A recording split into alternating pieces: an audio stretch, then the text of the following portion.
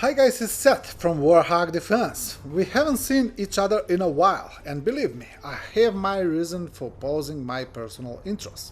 However, I promise to share my personal messages from time to time, and in the future I will try to make them more frequent with the goal of including them in all of our videos again. So this time we'll talk a bit about the channel and we'll discuss the situation in Ukraine. We've been getting a lot of comments about the ad embedded in some of our videos, which promotes a company selling investment gold. I understand that many of you are unhappy with the ad. Some have even called it a scam and said they will unsubscribe. I want to address this issue because your feedback is important to me, and I don't want to think I'm ignoring your concerns or staying silent about it. Many of you who have been watching my channel for a long time, including those who have been here since the start in 2016, know that the channel wasn't originally focused on Ukraine, but rather on military news and technology. You also know that this isn't the first ad campaign by Warthog Defense. We have numerous ads in the past, including campaigns that lasted several months with ads in every video. This particular campaign consists of 8 ads which will run in 8 videos over 8 days. Since I make 3 videos per day, the ad is displayed in only 1 video daily. Before I say something about the ad itself, I want to remind you that ads like this are allowed by YouTube. They are integrated into the video and according to the rules. I have to inform viewers that the video contains paid content. Each video with an ad has that announcement at the start. Also, since there is a military channel, we are not discussing flowers or toys. The monetization is not as generous as it is for other type of channels. So this type of ad is an additional source of income and way to keep us going. Besides YouTube monetization, we have the channel membership with over 310 members supporting the channel monthly according to membership perks. We also have Patreon with more than 100 members, and the super thanks featured in the comments. All these methods of monetization are allowed by YouTube. I've also received several messages from people asking how they can help and where to send money. To all those people, I've been saying not to do that. I don't want and don't need money that way. I know it might sound strange for someone to say they don't need money. Who doesn't need money, right? Well, I want the financing of the channel to be done only through approved methods. Everything offered as an option by YouTube is fine by me, but direct money donation are not. When some of you with the best intentions did send me money, I redirected those funds to Ukrainian donation campaigns, and I did so publicly. Anyway, I want to thank you again for all your support. We know that without it, this channel wouldn't be able to go anywhere. And about the ad. This campaign, like all others in the past, is provided by an aid agency that contacted me officially, and we signed a legal agreement. The agency is based in the United States, and everything seems legitimate to me.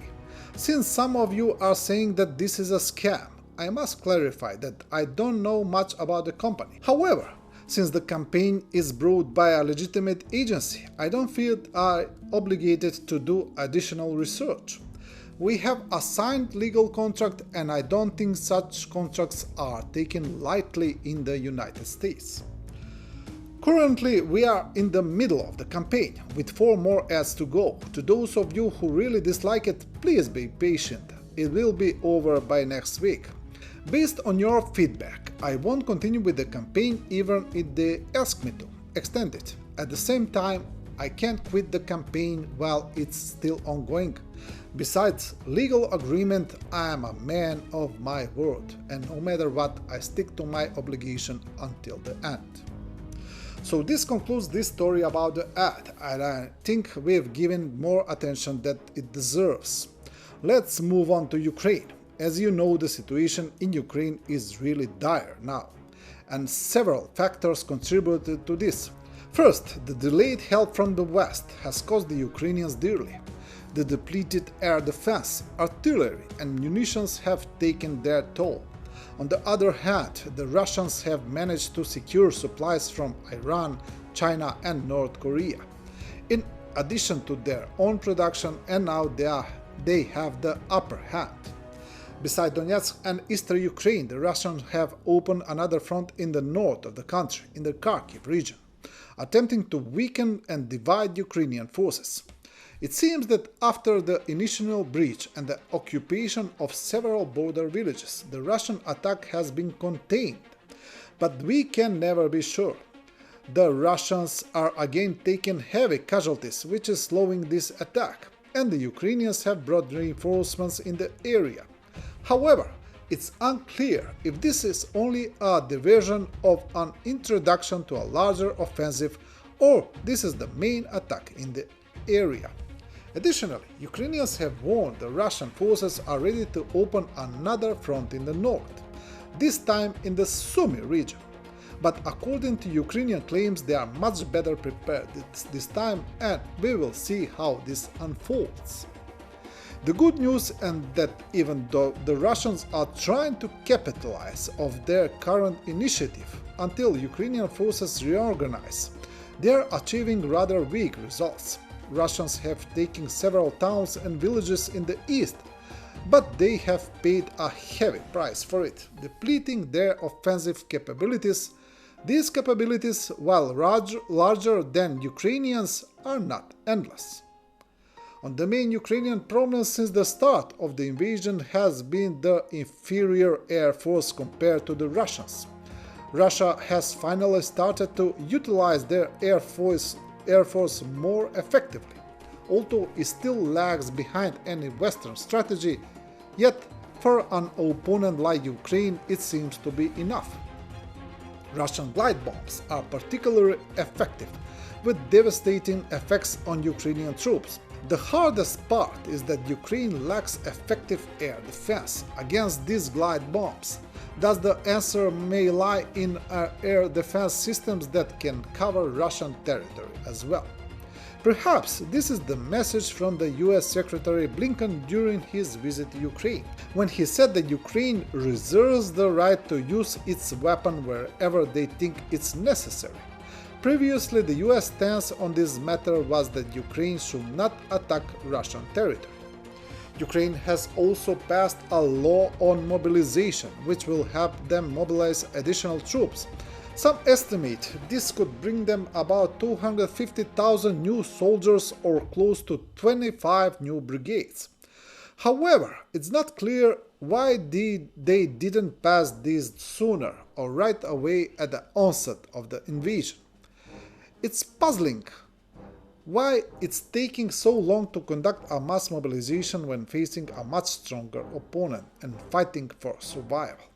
There's no second chance here. It's now or never. Let's hope conduct this mobilization successfully, and by August or September, Ukraine will be in a much better position. Then the US and European assistance will be implemented on the battlefield, paving the way for the formidable counter-offensive at the beginning of 2025. We shouldn't overlook the impact of the F-16s that are coming to Ukraine, with the first batch from Belgium arriving very soon. Their significance on the battlefield will depend on the weapons they are equipped, and we'll soon find out. Anyway, we are following the war in Ukraine from the start, and will continue to do so. You know you can always count on us for the best news and coverage about Ukraine, right here on Warthog Defense. And for the end, due to the situation in Kharkiv, the Ukraine aid ops have started a special fundraiser for their soldiers who were deployed now into the Kharkiv direction, in particular the 82nd Air Assault Brigade. Like you might have seen on public channels, a part of the 82nd Air Assault Brigade is now fighting against the Russian advance in the Kharkiv region. And they are in urgent need of tech equipment. They request daytime drones, thermal drones and drone jammers.